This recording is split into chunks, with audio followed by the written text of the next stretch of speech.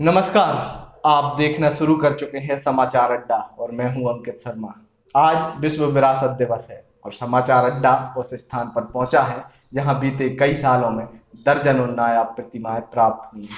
आखिर वो कौन सा स्थान है जहां एक से बढ़कर एक भगवान शिव, विष्णु, पार्वती, गणेश और बराह सहित विशाल शिवलिंग और दर्जनों अन्य प्रतिमाएं प्राप्त हुई हैं।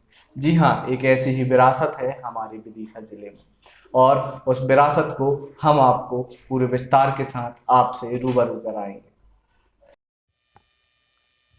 मूर्तियाँ न बात करती हैं न विचार करती हैं। कितनी भी कठिन परिस्थिति हो खड़ी रहती हैं चुपचाप और याद दिलाती हैं कि मूर्तियों का बन जाना कितना अप्रासंगिक हो जाना है और यह भी कि मूर्तियों से परे जाना है। मूर्तियाँ नहीं होती तब भी होती हैं, लकड़ी में, पत्थर में, रेत में, बर्फ और पहाड़ में। हम इस समय सुनारी ग्राम की क्वेटन नदी के बीचों बीच बैठे हैं। ये वो स्थान है जहाँ से पिछले 27 सालों में 4-5 बार हुई खुदाई में कई दर्जन मूर्तियाँ मिली हैं, एक के बाद एक।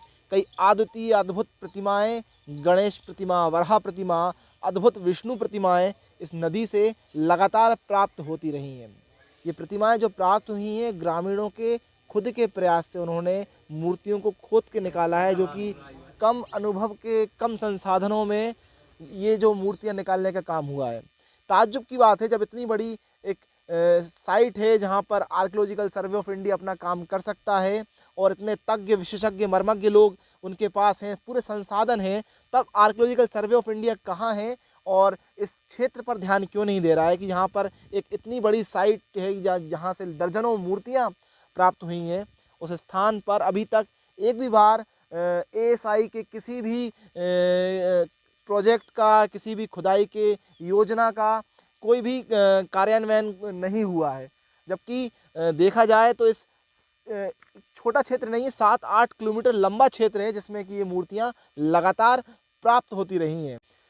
इस क्षेत्र में ये मूर्तियाँ आई कहाँ से? तो इसकी दो थ्योरियाँ हैं। एक ये कि इस जगह मूर्ति आने का जो कारण है वो ये कि जब मुगलों का विध्वंस हुआ, आक्रमण हुआ, उस समय पे मूर्तियों को छुपाया गया, या फिर आक्रमणकारियों द्वारा ही ये मूर्तियाँ यहाँ पर फेंकी गईं। ये दो थ्योरी यहाँ पर चलती हैं। वास्तविक स्थिति क्या है ये जानने का विषय। लेकिन एक महत्वपूर्ण बात है कि जब सतह पर इतना कुछ मिल रहा है, जब हम देखते जाएं इस पूरे 7-8 किलोमीटर लंबे क्षेत्र में इतना कुछ मिल रहा है, तो इसकी यदि गहराई से खुदाई की जाए, इसको जैसे कि आर्कियोलॉजिकल सर्वे ऑफ इंडिया जिस प्रकार से खुदाई करता है कि पहले वो हॉरिजॉन्टली देखता है और जब ऐसी सतह पर चीज़ें मिलती हैं तो उसकी वर्टिकल खुदाई करता है। तो इस जगह पर ये वो साइट है जहाँ पर आप वर्टिकल तरीके से इसको खोद सकते हो, इस पर काम कर सकते हो, यहाँ खुदाई कर सकते हो। तो आवश्यकता है कि इस क्षेत्र पे ध्यान दिया जाए, इसकी खुदाई की जाए और जो मूर्तियाँ हैं उनको संरक्षित करने की ये सबसे बड़ी आवश्यकता है, क्योंकि अद्भुत प्रतिमाएं हैं जो कि इस क्षेत्र में ही यहाँ उन मूर्तियों को म्यूजियम बनाकर रखने का प्रयास ये गंभीरता से एएसआई को करना चाहिए, सरकारों को करना चाहिए। क्योंकि जो मूर्तियाँ जहाँ से प्राप्त हुई हैं, देखिए आप, जो मूर्तियाँ यहाँ से मिली हैं तो सबसे बड़ी बात तो ये कि मूर्तियाँ किसी प्रोजेक्ट में, किसी मंदिर में, कोई भी एक स्थान ऐसा यहाँ रहा होगा या वो टूटा हुआ होगा। तो जब बनाने वाले ने जो स्थान चयन किया है मूर्तियों के लिए, मंदिर के लिए, उस स्थान से मूर्तियाँ ले जाना सही नहीं है।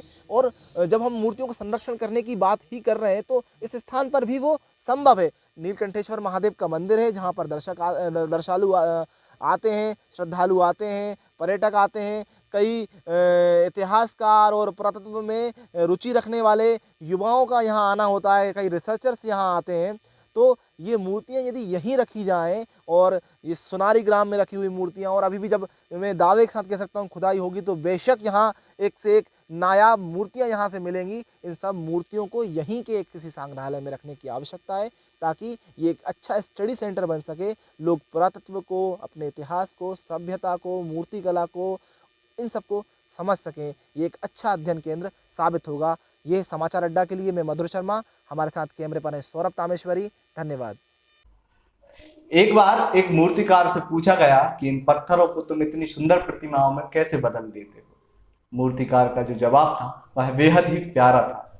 मूर्तिकार ने उत्तर दिया कि पत्थर तो पहले से ही सुंदर है, मुझे सिर्फ इसका अतिरिक्त भाग हटाना होता है। यह सृजन की दृष्टि होती है। और एक दृष्टि है आर्कियोलॉजिकल सर्वे ऑफ इंडिया, राज्य पुरातत्व विभाग और हमारी सरकारों की, जो सोनारी गांव के पास से बहने वाली केवटन नदी से निकल रही मूर्तियों की ओर उदासीन नजर आ रहे हैं। जी हाँ, पुरातत्व विभाग की उदासीनता के चलते ही आज सोनारी इस तरीके से पड़ा हुआ है जिस पर किसी की नजर नहीं है। पुरातत्व विभाग की इस क्षेत्र में खुदाई करने की कोई इच्छा दिखाई नहीं देती। सरकार भी आंख कान सब बंद करके बैठी हुई है। पुरातत्व की अपार संभावनाओं से भरपूर इस क्षेत्र में न सिर्फ मूर्तियों के अवशेष मिलते हैं, बल्कि इस जमीन के अंदर ऐसा प्रतीत होता है कि विशाल मंदिरों के अवशेष भी होंगे।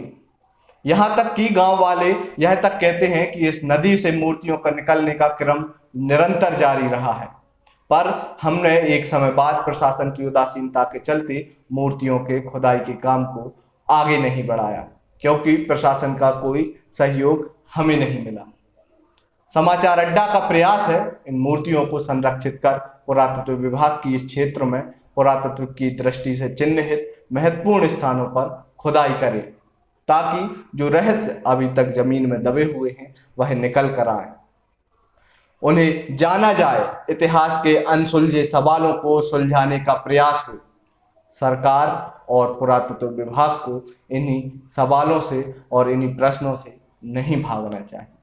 यह जागने का समय है, इतिहास पर पड़ी मिट्टी को हटाने का समय है। यदि हम अभी नहीं जागे तो कब जागेंगे?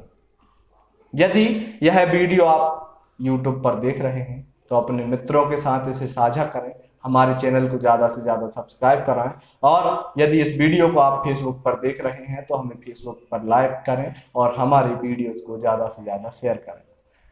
लगातार समाचार अड्डा का प्रयास यही है कि हम ऐसे तथ्यों से, ऐसी खबरों से आपको रूबरू कराएं जो आज तक आपको किसी ने नहीं बताई। इसलिए आप हमसे जुड़े रहिए और हमारा सहयोग करिए। धन्यवाद।